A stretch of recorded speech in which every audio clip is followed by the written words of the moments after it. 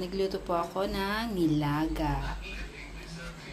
Ngayon lang ulit kami nagbaka kasi bira lang kami magbaka.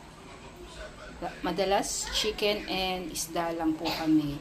So need namin maghigop ng sabaw dahil mga inuubo ang mga bata. So yan, nilaga. So mga ingredients, beef, corn, banana, string beans, repolyo, pechay, ano pa, patatas, salt and pepper to taste. Kayo na bahala magtansya kung anong panlasa nyo.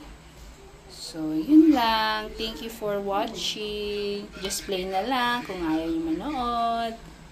Thank you. Hi sa mga subscribers po namin. Thank you for watching and support. Bye. Love, love, love.